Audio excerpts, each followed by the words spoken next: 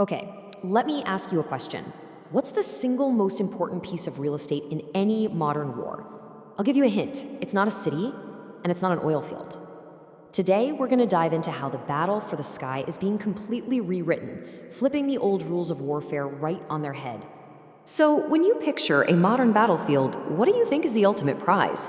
Is it a huge capital city, some critical bridge, or mountain pass? Well, the real answer is none of those things, and honestly, it might surprise you. Yep, it's the sky. Military analyst Major retired Tariq Mahmoud calls this the ultimate high ground. Think about it. If you control the air, you control everything that happens on the ground and sea below you. But if you lose it, suddenly even the most powerful army on Earth is just a sitting duck.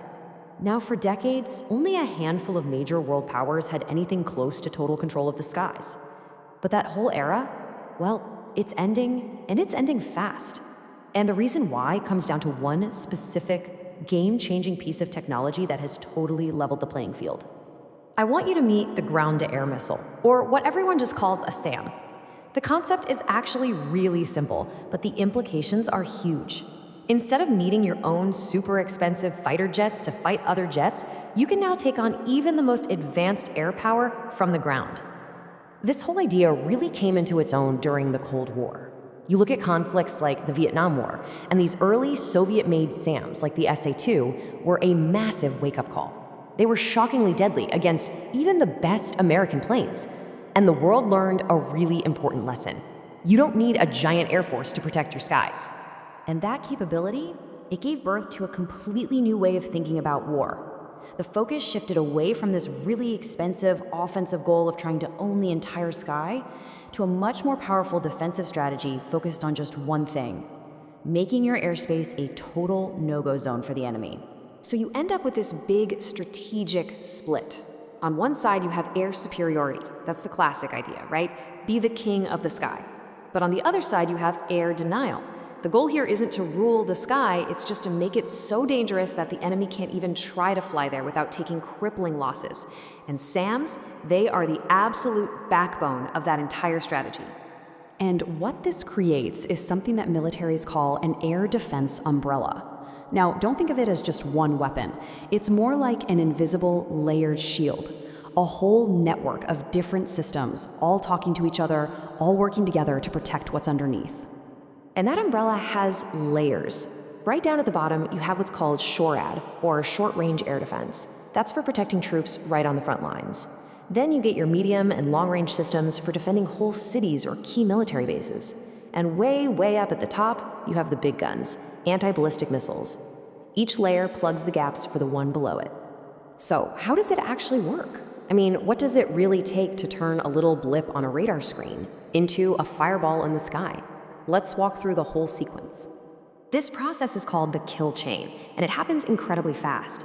First, huge early warning radars are constantly scanning the horizon for anything suspicious. The second they spot something, a much more precise fire control radar locks onto it. The computer calculates where it's going, and then, boom, the missile is launched. And here's the crazy part. It doesn't even need to score a direct hit. It just has to get close enough for its warhead to detonate. But, of course, pilots have tricks up their sleeves too. This is a constant, high-stakes game of cat and mouse. For every defense, there's a counter. Planes can pop out flares to trick heat-seeking missiles, or they can release clouds of tiny metal strips called chaff to confuse the radar. They can try to jam the system's electronics, or if they're a stealth aircraft, they can try to be nearly invisible from the start. Now, for decades, this back and forth has been a battle between technology and pure human skill. But now, a totally new player is entering the arena and tipping the scales like never before. And that new player is artificial intelligence. I want you to just think about this number for a second.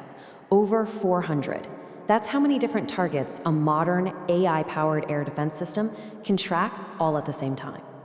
Now try to put yourself in the operator's seat, staring at a screen with all of that chaos unfolding. Your screen is just a swarm of dots, drones, fighter jets, cruise missiles, maybe even decoys. How in the world do you decide which one is the real threat? Which one do you shoot at first? A human operator has maybe a few seconds to make a life or death call. An AI, though, it makes that decision in milliseconds, in literally the blink of an eye. That is its single greatest superpower, pure, unadulterated speed. It can analyze the speed, the altitude, the flight path of every single object, check it against a massive database, and instantly figure out which targets are the biggest threats. But it's not just about speed. The AI is also incredibly smart. It can automatically assign the perfect weapon for each specific target. It can adapt on the fly if the enemy tries to jam it. And maybe the most important thing of all, it can connect all the sensors, from a ship at sea to a satellite in orbit, into one single intelligent brain that sees the whole battlefield at once. So you can see, this is so much more than just a tech upgrade. Putting AI into our air defenses is fundamentally rewriting the strategic landscape. It's creating a whole new rulebook for how conflicts are fought in the 21st century. The ripple effects here are just enormous. For one, the global balance of power starts to shift. These kinds of systems let smaller nations stand up to much bigger ones. They also make nuclear deterrence stronger by protecting a country's ability to strike back. And financially, it's a complete game changer. A single advanced fighter jet can cost over $100 million. A top-tier SAM system can be just a fraction of that cost. But, and this is a really big but, all this new power comes with some seriously scary risks. What happens if two of these autonomous systems start fighting each other and escalate a conflict faster than any human can react? What if these incredibly complex networks can be hacked? And, maybe the biggest question of all, are we really okay with taking humans out of the loop when it comes to using deadly force?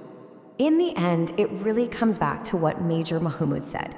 It perfectly sums up this new reality. The side that sees first decides faster, and strikes smarter wins. It's not just about who has the biggest muscles anymore. It's about who has the fastest and smartest network.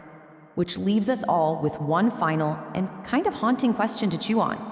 As we hand over more and more of these battlefield decisions to intelligent machines, what role is left?